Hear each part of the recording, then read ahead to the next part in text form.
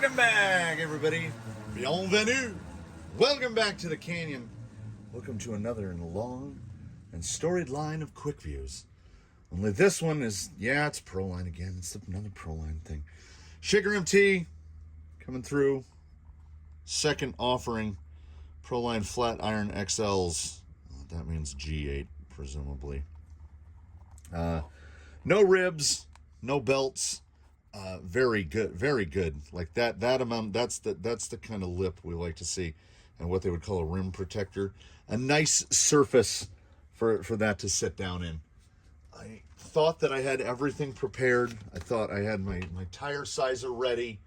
I thought I had everything ready, and what I didn't have ready is bubble juice. Anything G8 is bubble juice required. The insert is the Proline memory foam. I feel like they've gone pretty mono spec in what inserts coming out. I have one aside. Yeah, it is not the same as a Duratrax. These are just, nope, hold on. Whoa, whoa, rewind it back. No, it's wicked close. The hole in the Duratrax is slightly bigger, slightly oversized. Let's grab us a ring here. Yeah, a little loose there. Yeah, okay.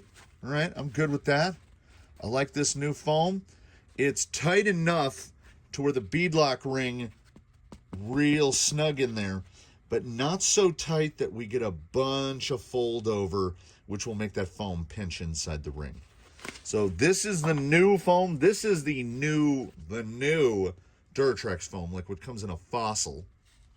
These are the new Prolines, which I think they've mono-spec'd. When I tested the Baja Pro X, it's the exact same foam, which I had concerns about because a Baja Pro X and a Flatiron XL, not the same size.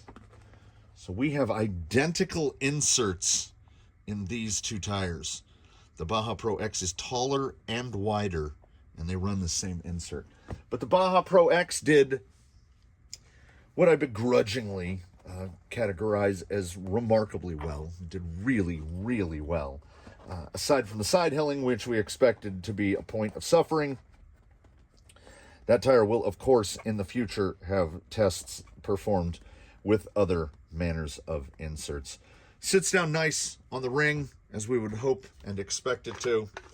The Pro X mounted extraordinarily easily, but like I say, with compounds like this, basically, if there's a colored dot on the inside of your tire, just bubble juice it, because it just falls in. Trying to squeeze the ring into these compounds without the bubble juice, and then when you get it like this and you're off, you're like this just slides right over. If I have a problem with this, it's that I tend to go a little heavy on the juice, and sometimes I will disassemble a tire a couple days after testing has concluded, and there's still wet bubble juice in there. But if you've ever used bubbles, if you've ever blown a bubble before, bubble juice is not slippery. That's why I use it. It's like soap, but it's kind of tacky. Like it cleans you like soap, but it's certainly not slippery like soap. And as far as tire mounting fluids go, I don't think you can get more inexpensive. And, I mean, come on. Let's all... I know I missed one. There it is. Yeah, no need to cross-tighten with these. I mean, it's smart, and you should. But if you're super distracted and you can't pay attention to things for long periods of time, it's not necessary that you do. Because speaking of those distractions, yes, there are tire mounting solutions, but... Oop. There we go. How many tire mounting solutions are also fun for kids and adults? I think You know what I think is happening here? I think I've ruined my bubble juice. I don't think my bubble juice is bubble juice anymore because I've used this cheap paintbrush. This Craft Smart paintbrush has mounted like every beadlock that has ever had to be miracle bubbled onto the rim. I think I've transferred so much mold release back into the bubble juice bottle that it doesn't basically blow bubbles anymore. It would blow one bubble and then they would pop. But when the bubble juice gets all over the bench, like see, this is why we use bubble juice. You just wipe it off and it's gone. Drop hits the floor, it's fine. I'm not gonna step in it and fall down. Tire sizer. 465, right? We're like 118, 120 maybe. I'll call it 122. I was gonna say 121. I'll call it 122. Now these are, like I say, these are medium softs. So under any load, we're probably down around 115. Oh yeah, width. That's a number. 46. Typical. It's about what we're used to.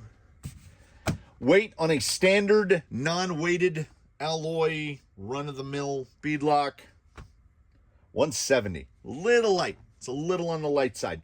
Ordinarily, when we're going to see anything on an Amazon beadlock like this, we're going to be right around 180. And what does this tell us? Well, we're used to using an insert of that size and weight, so that tells us that somewhere the rubber is pretty thin. So either the carcass is thin, sidewalls are thin, or both, and that is good and bad. Double-edged, very double-edged. We have the potential to you could rip a sidewall, but it also means that they're going to be more compliant. And I mean, I can tell right there that's gonna do good. I love the look of the flat iron. That's a good looking tire.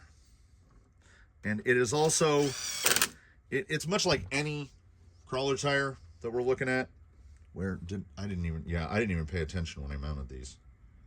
Oh no, it doesn't matter. So we've got this point that aims this way, and then this one aims this way. So when you mount them, no matter what, driver outside points backwards, passenger outside points forwards. Now, generally, that amount of, I guess what we would call pseudo directionality is not enough to influence the overall traction profile of the tire. That is at least what we hope for. Because and why would we not? I have come to prefer a tire that is what we would call omnidirectional, like a Tusk, and like that it'll work in both ways, or a tire that is strictly directional, like a Canyon Trail, that has an arrow showing you which way to mount it. I prefer symmetricality, like a KLR is perfectly symmetrical. Why am I talking with my hands and not with a tire? So this tire, if it's mounted on this side of the vehicle, it looks like this. And if it's mounted on this side of the vehicle, it looks like this. So all their lugs aim the same way. Now, if you mount them backwards and run them like this, they're probably not going to work that well because now the chevroning is pointing the wrong direction. You can try them that way, but the left and the right tire look exactly the same. What we see more often than that, though, is like what we see here in the flat iron or what we see in the Fossil, which is we've got the winguses, the dinguses, the danguses. We've got this shape. This one is pointing forward and this one is pointing backward. Now, if you flip it around, this one is still pointing forward and this one is pointing backward. So driver's side, wingus forward, passenger side, wingus backwards, right? So the inside and outside treads on each side of the vehicle are different. I might be high on my own supply, but sometimes I feel like I can feel that. Like the traction of a tire will get, and then get, and then get, and then get. So when I feel those cutouts, the only thing I can assume is, well, it's because one side of the tire and the other side of the tire are not the same sides. They're not fully asymmetrical, like a Jetco Adventurer, or what was that junk tire? We tested a junk tire that was it the mixed racing? No, we tested a junk tire that was asymmetrical. And full asymmetricality like that on rocks, it just doesn't work. It just doesn't work. Because we're using tires at like that's fine on like a dirt trail. But if you're trying to climb a rock and you're trying to use the inside of this tire and the inside of this tire to do something, suddenly it doesn't work because they don't match. They're different treads going over against the rock. These, I think, are small enough that I don't think it's going to matter. 122, taller than I thought. Let's go do that thing. Now, the Flatiron's own brethren in crime has set what I hope is not an unnaturally high bar. The Proline Baja Pro X in G8 did really well. It did really well. And what I've noticed here is on the drive back, we have that lack of chevroning, right? The tires aren't pointing forward. They do a little. There's a little bit of chevron, but it's broken. It's like a staggered chevron, more like a boop, boop, boop, boop, more like an EKG readout. ECG? EKG? Anyway, electrocardiograph?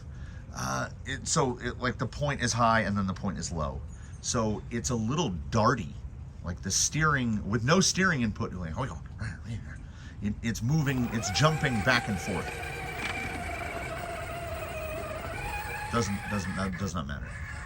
Does not matter. We avoided the beam there, so yeah, there it is. We might just be knocking. We might still be knocking the dust off. Pulling over here.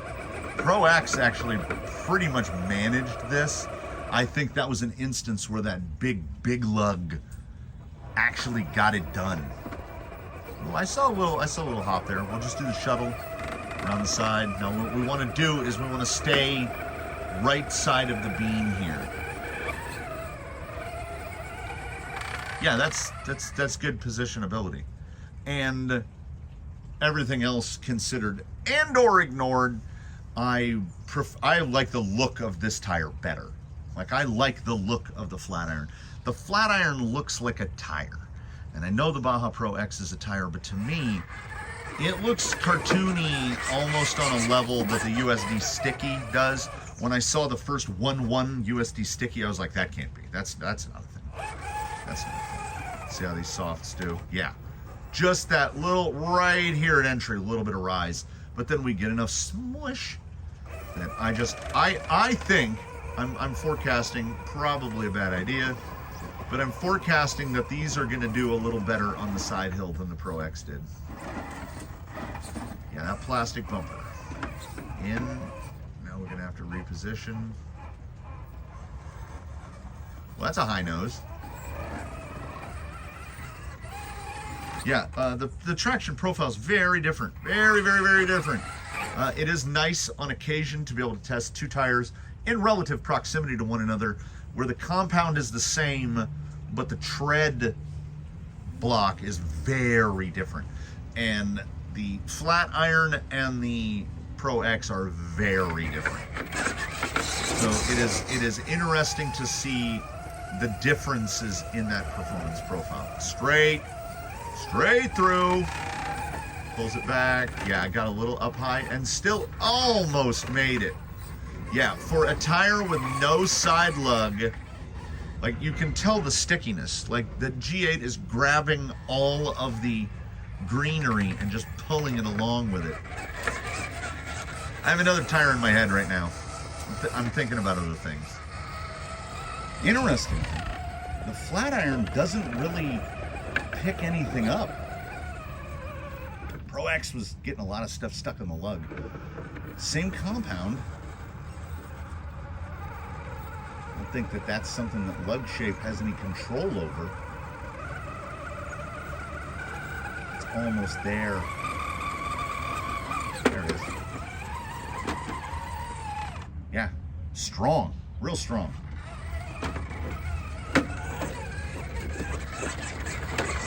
Yeah, G8 is definitely right there. J Concepts green, Vanquish red. stickiness potential.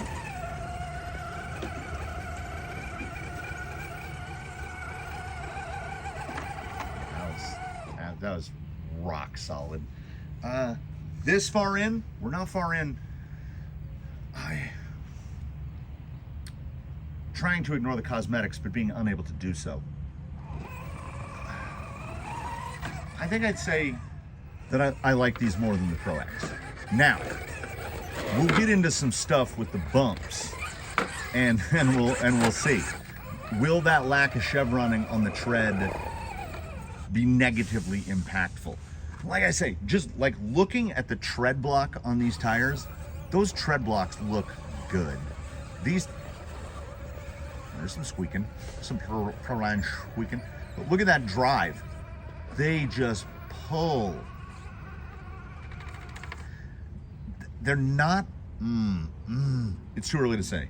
It's too early to say, so I'm gonna swallow it.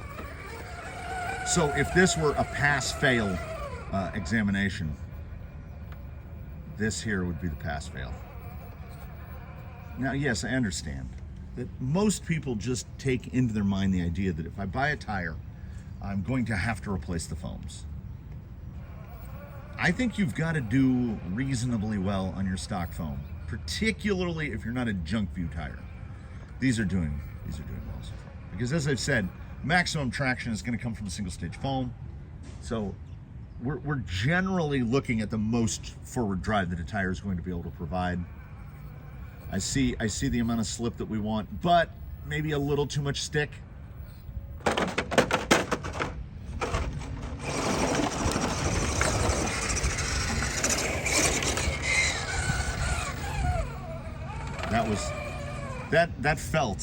That slip stick situation there felt exactly like the Pro X. Well, like I said, it is the same insert. So we're seeing the weakness of the insert. That smear on the rear tire is exactly what I saw in the Pro X. It's so light on the high side. Now if we just give it the creep, turn it down. Nuh-uh.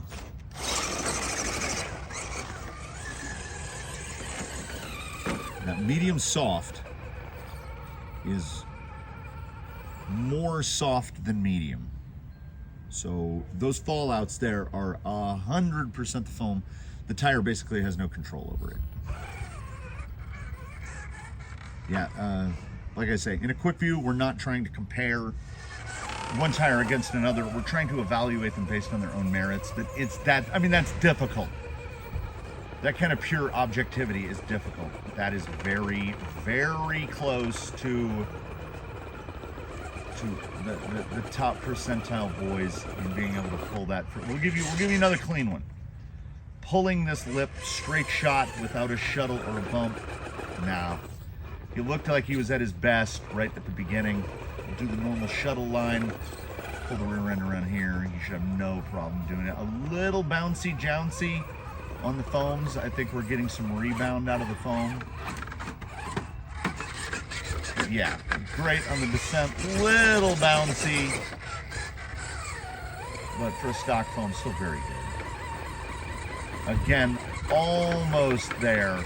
It is one tire in 20 that can pull straight up that line without a bump or a reposition. Yeah, that honestly right there, that was the most surprising bit for me. That bump was perfectly straight, and we're looking at a tread block that doesn't typically lend itself to a perfectly straight bump like that. Yeah, good traction there. Very good. Uh-oh.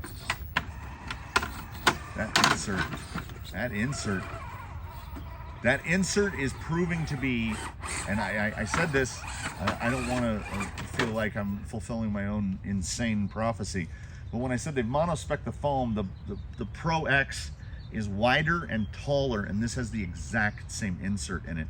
And here at the halfway point at the Beast, I feel like I can feel it. Like we've got a little too much, there's a little too much Tigger in it. What do Tiggers do?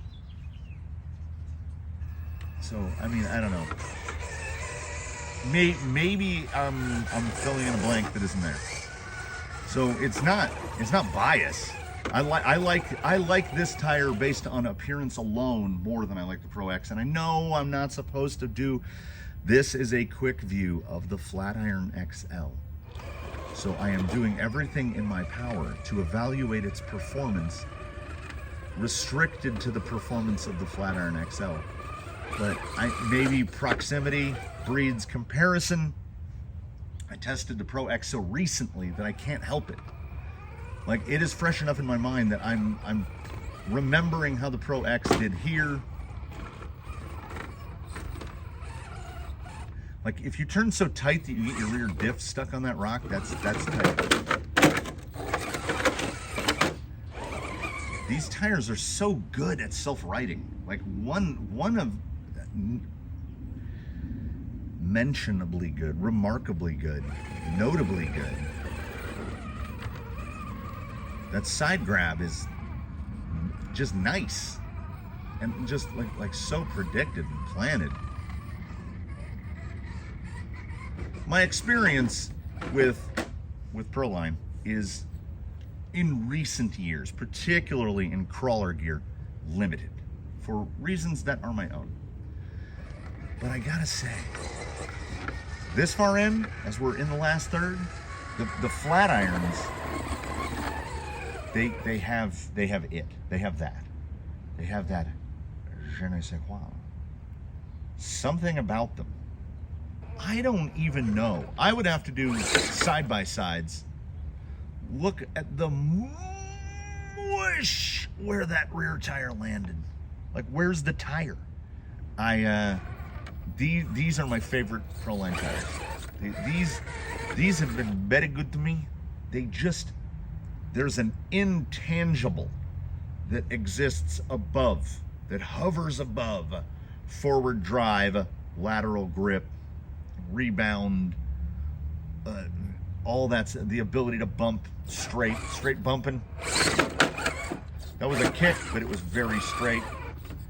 The insert is springy boingy. Very. Whee. So I think we would actually have to do this a double bump tire. Yeah, because the second bump settles it. The little bit of with this insert you have to drive to the tire, but I mean the grip is fully there. And there's just something about its traction. It feels very fossil-like.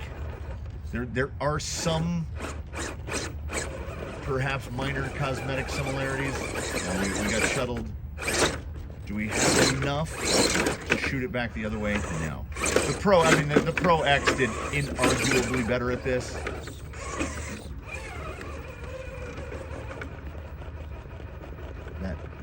The profile right here. No tire is the best at everything. This one is certainly not best at this. I'm trying to get that point. I think he can make it. I can feel I can feel it dropping off. All right, more this side, more straight. Yeah, there you go. I mean, you know, just because he can't do the precise line, that's right-hand side enough. I just had to get there. All right, we're killing time. Reproducible. A little more of that. There you go. Yeah, completely reproducible. We'll just hit the line again. You know what it is? It's nice. Though I will say, in the thinking of thoughts, I can't conceive that these will do better than the Pro X on mixed transitions. The Pro X is so wide, not Hot Body's Rover wide, but really wide. Yeah, these do great, and these look like a tire. So bonus points granted for looking like a tire. Yeah, they did. You know, when we're this close to being an LT radial, and correct me, please do in the comments below if I'm wrong. This is not a scale tire, right? This is Proline's thing, the flat iron. The flat iron is not a tire because these just say Proline on the sidewall. This is not a version of someone else's 1-1. My guess would be it's an interpretation of some real world tire. It looks super scale to me. It looks way more scale than a Pro X. It looks more scale than a lot of scale tires.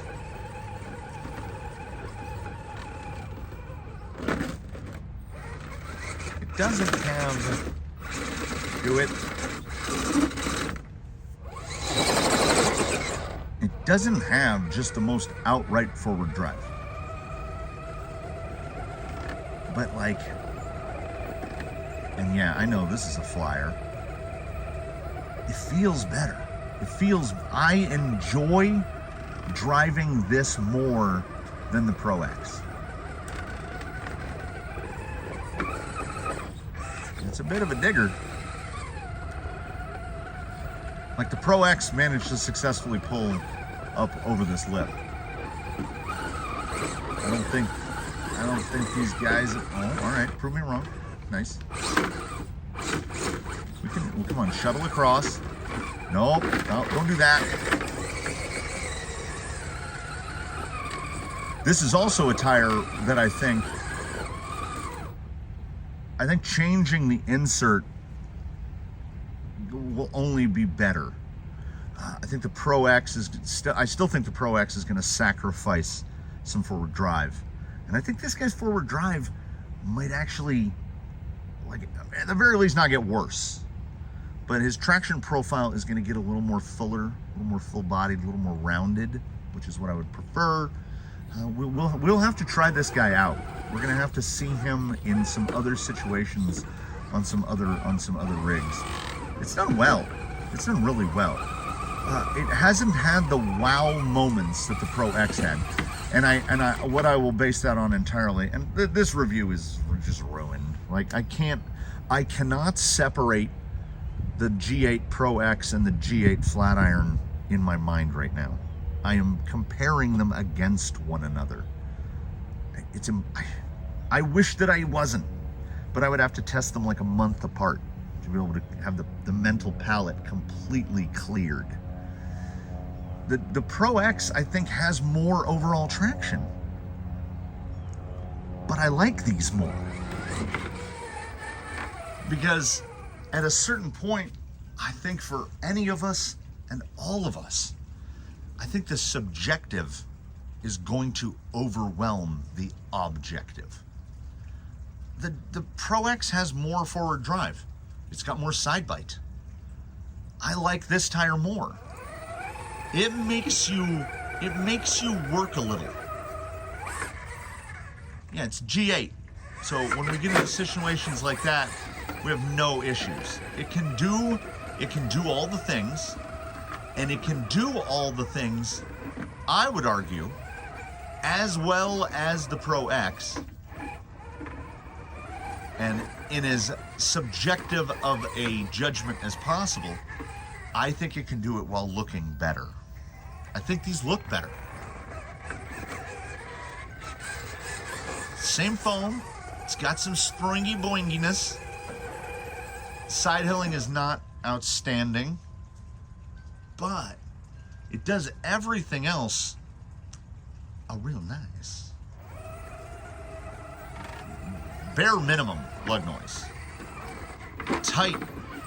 Better turning than the Pro X. Just good turning overall. I mean, look, we can turn so. Look at the. You want to talk about the tightness of the turn? That's on a single stage foam. Usually we're going to get some squish out, some washing in the front end. No, does not do that.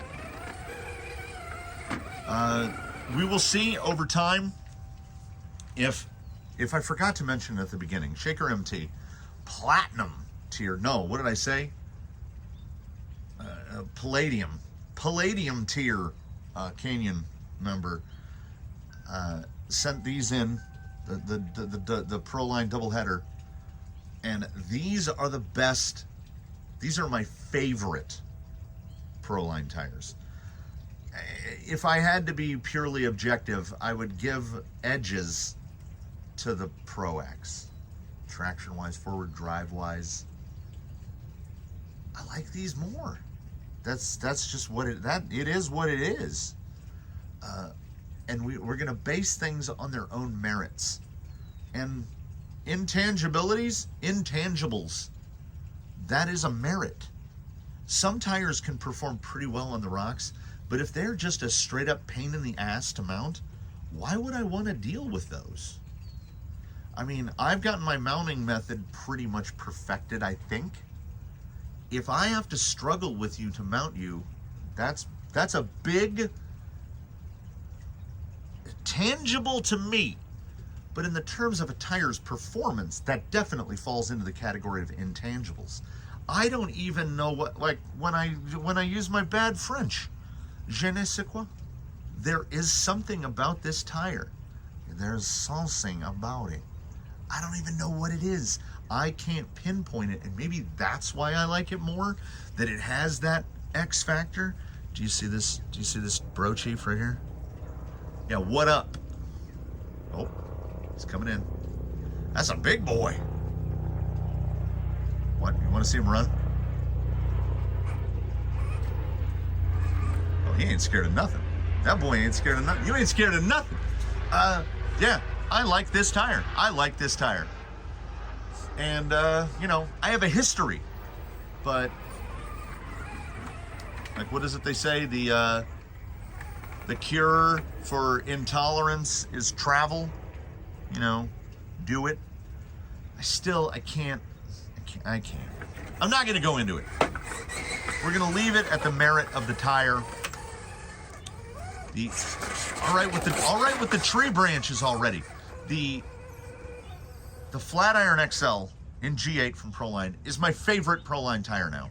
I didn't know that until about 10 minutes ago. Had no idea. I really like them. Good looking tire. Does the things. Does the Pro X objectively do some of those things better? Are there other tires that objectively do some of those things better? Yeah. But what we've got here is, to me, really well-rounded. Like, this is an enjoyable tire. I wouldn't hesitate to recommend these to strangers. I would say, yeah, it's a good tire. It's a good tire. Oh, you want me to put a wine number on it? Well, I can. I will, if you should request. What did I give the Pro X? Like a 96? Let's be realistic. This is like a 92.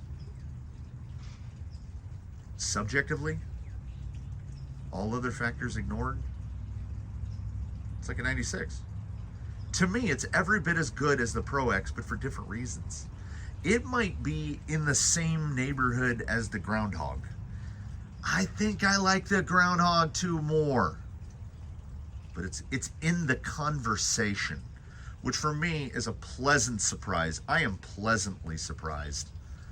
I'm doing the thing where I've stopped thinking about the objective performance and capabilities of the tire on the obstacles that have been chosen to test it, and I'm thinking, what rig in the fleet could benefit from these tires? And that's good. In my mind, there is no greater approval of a tire than when I stop thinking about the tire and start thinking of how can this benefit the Canyon fleet as a whole.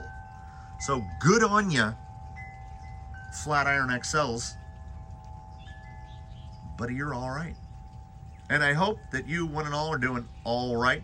I hope you will indeed comment below, especially if there is a 1-1 equivalent that these are based off of, because I don't know. I have no idea.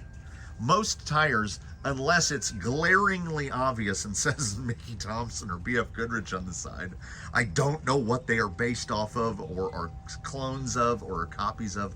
I just don't know. So let me know, and particularly to help me in junk views, because I just don't know what some tires are. Canyon certified, sure. I like them. They're going to go in the fleet somewhere. Don't know where. We got builds coming up. Maybe it's going to end up on one of those. We'll find out. I thank you, one and all, for joining us here on this, frankly, lovely morning in the canyon. Absolutely lovely. It might be August, but honest to God, it feels like May. It's brilliant out here right now.